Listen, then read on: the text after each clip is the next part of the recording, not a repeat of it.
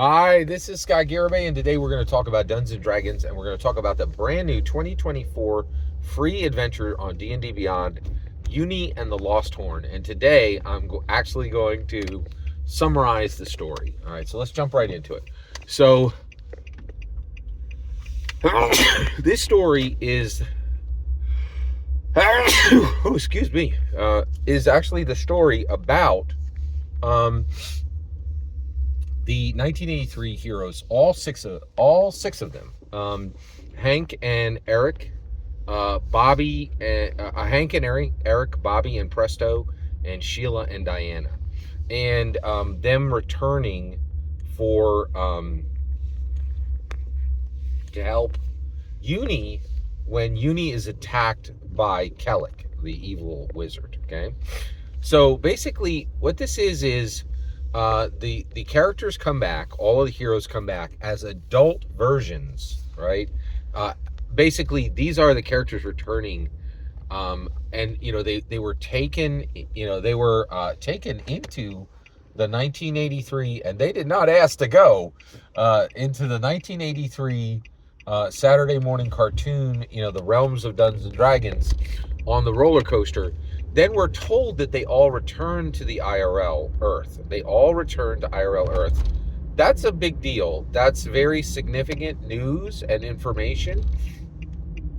And basically, it's important because it means that they've returned to IRL, and now they're returning to the realm of Dungeons and Dragons to help Uni because Uni's in trouble. Okay, and they're adults, but they still have all their same gear, which is scaled up for them.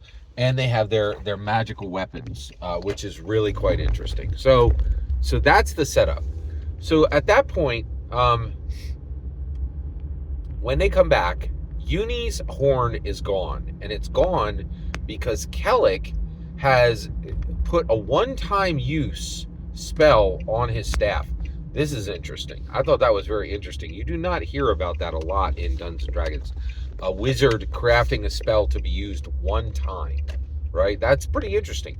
Now, Kelek is a powerful, evil wizard, okay? He's straight from the 1983 cartoon, right? And he serves Venger, who is also in this adventure, right?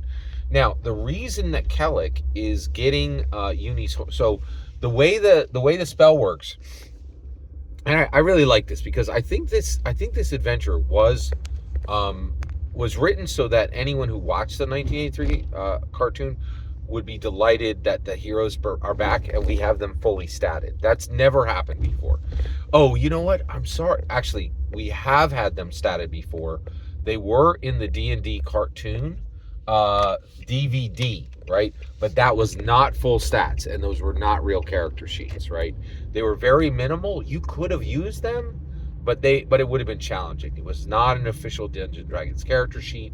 It did not have them built from the perspective of an actual build, right? And even if they were completed from an actual build, it was all on one page and very minimal, right? Like, not really, like, it was a good attempt, but, and it was a delight. It was a delight, but it wasn't really functional, right? Which is very interesting.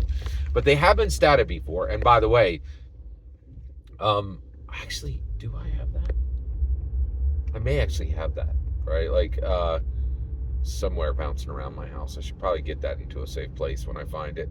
But it is, but, just for history's sake, they have been statted before.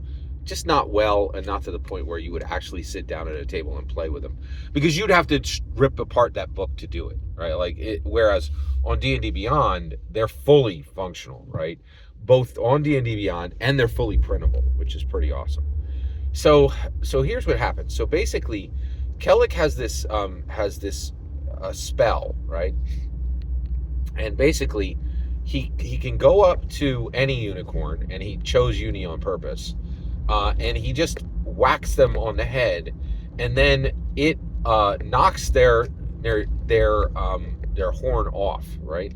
Now, this is really good because you can run this adventure for children, right? You could run this adventure for 10 or 8, 8-year-olds, right? All the way down that far.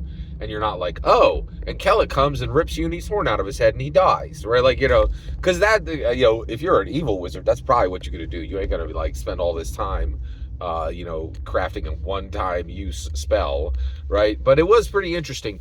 Now, the way this also works, though, is if anybody gets Uni's horn, right, and they get within 5 feet of Uni, within a 5-foot, square of Uni, if they just stand next to Uni's horn just pops back on magically. And Kelek built it this way, which is really interesting because that means, Kelek didn't want to kill Uni. He just wanted the horn. This does actually match what was done in the original cartoon because I think Kelek had captured Kelek captured Uni in one of the actual 1983 Saturday morning cartoon episodes, right? So Kelek is evil. He does want power. He wants to, get great spells, and he wants independence in the realm of Dungeons and Dragons. But he didn't want to necessarily kill unicorns and kill people, right? Which is interesting, right? And I think there is room for that, right? They're just like, I want dominance. I want power. I don't want anybody's will to be over my will. Just an incredible... And I think that's really interesting, too, is when you look at Kelek, right? You're seeing this incredible, story of the difference between ultimate selfishness and sadism, right? Like wanting to harm and hurt, right? There's a difference between selfishness and wanting to harm and hurt. And Kelek is not a sadist, but he is selfish, which is very, very interesting.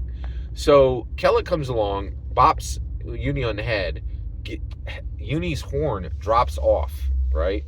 And then at that point, Kelek has that horn, and he now is going to use this horn to go to the snow globe, which is this magical location where he can perform a ritual, right? And that ritual will grant him a specific thing, right? So that's where I'm going to leave it off today. It's actually, I thought it was a short adventure. It is a short adventure. I thought I'd be able to just summarize it in one video. Thanks for your patience.